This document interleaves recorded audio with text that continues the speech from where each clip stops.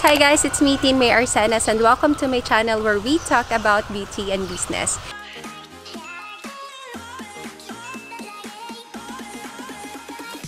So for today's video, i-share ko po sa inyo yung status ng aming poultry farm pagkatapos ng Super Typhoon ROLLY, which is said to be the world's strongest typhoon in 2020. Kami po dito sa Masbate, signal number 3, pero sobrang thankful po namin na hindi ganun kalakas yung naging impact or na-experience namin dito sa province. Nakita nyo naman po sa news, sobrang naapektuhan at grabe talaga ang damage sa Bicol mainland, sa Catanduanes, yung sa buong Albay, grabe po talaga yung nangyari sa kanila. Ang daming nawalan ng tirahan, ang daming nasawing buhay. Kaya bilang pakikiisa po nating mga Pilipino at pagdadamayan naming mga Bicolanos for the Bangon Bicol or Bangon Oragon campaign, all earnings or revenue of this video will be donated to the victims of Super Typhoon ROLLY. Kaya please wag niyo pong skip yung mga ads na lalabas dito sa video na to kasi malaking bagay at tulong po ito para sa ating mga kababayan dito sa Bicol. Sa mga ganitong events po, somehow maging prepared tayo because disasters can happen anywhere. Kaya in this video, I'll also be sharing some tips on how to prepare your farm for a storm. These preparedness tips may protect your farm animals, your property, your staff, and your business. First, secure the area. Check the buildings, especially the roof. Perform regular safety inspections on all facilities, utilities, and buildings on your farm. Kung may mga dapat i-repair na mga bubong, cages, make sure na matapos ito ahead or before dumating ang bagyo because this can decrease the severity of the impact. Top priority din natin ang safety ng mga tao sa loob ng farm, kaya yung mga pwedeng magsili para ng mga bubong ng buildings, ayusin natin ito para hindi na makakos ng accident. Next is to cut or trim branches or trees that could potentially fall on your poultry house. Next is have ample feed and water supply. So since mahirap ang transportation during typhoon, katulad dito sa amin na nasa island province kami, yung mga supplies namin galing pa sa ibang province, kaya we have to purchase chicken feed ahead para makasustain sa needs ng aming mga alaga. Siguraduhin mo din na hindi mababasa ang storage room ng mga feeds para hindi ito madaling masira. Kapag basa kasi ang feeds, pwede itong magkaroon ng molds at pag makakain ang mga manok ng may molds, pwede silang magka-fungal infection. Siyempre, kailangan din natin mag-provide ng enough food para sa mga staff sa loob ng farm para hindi na sila mahirapan lumabas at bumili ng makakain nila. Also have emergency equipment on hand like generator and fuel supply in case may power interruption or total blackout during typhoon para meron pa ring standby power kasi need ng manok ang ilaw pag kumakain sila. And the last but not the least is to stay tuned and informed to weather forecast and emergency broadcast. So guys, nakaboots ako ngayon kasi pupunta tayo sa bagong grower house. Yun kasi yung medyo maputik dito na part ng poultry. Pati sila nakaboots din, yung mga poultry boys. Si Dwight. So guys, ito papasok po kami sa aming grower house po. Ito siya ngayon. Ito yung aftermath ng Super Typhoon ROLLY dito. So yan, every step lumulubog kami dito kaya kailangan talaga mag-boots. Ito nga yung bagong grower house namin and hindi pa concrete yung flooring. So wala pa din siyang building. So open lang siya kaya medyo delikado siya pag may bagyo. Ano na babe? Grabe.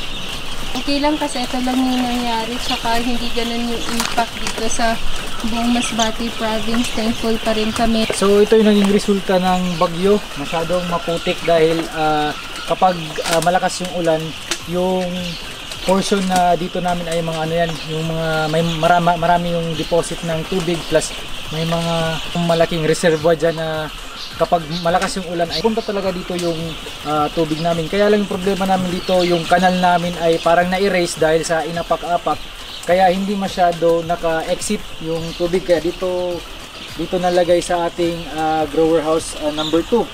So kaya ito naging resulta natin ngayon. Medyo ano to, siguro nasa 3 to 5 inches yung kapal ng putik dito.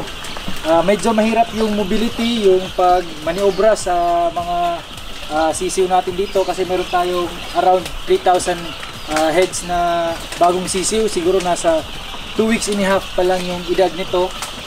Kaya medyo mahirap talaga yung tao natin dito. So for safety precautions, yung lahat ng mga boys natin na nag-handle ng manok dito ay meron silang mga boots para hindi magkaroon ng mga fungal infection yung kanilang mga paa. Bibigyan din natin sila ng mga raincoat kasi in case na medyo maulan, nakikita nyo naman na masyado lang open yung ating grower house. So para may protection din ang ating mga poultry boys. Sisiw natin ay naka-antibiotics sila, low dose antibiotics for prevention. Dahil kapag ganitong mga tag-ulan, madaling nagkakasakit ang ating mga manok dahil sa lamig at sa tubig. Yung ilalim ng ating grower house ay lalagyan natin yan ng rice hull para hindi mabasa yung mga ipot ng mga manok.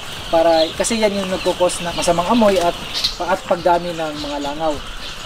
So tinitingnan natin kung ano yung mga possibilities na gawin natin dito. Siguro patatambakan natin to ng mga bato, and then sa top portion ng mga bato ay lalagyan natin ng lupa or yung anapog, yung limestone.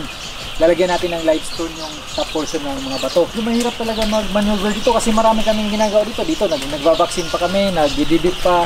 Katatapos lang namin magdibik actually. And then siguro kapag uminit ng isang linggo ay medyo babalik ito sa kanyang normal na state. Kaya lang ang problema namin ay parang may paparating naman yata na panibagong bagyo.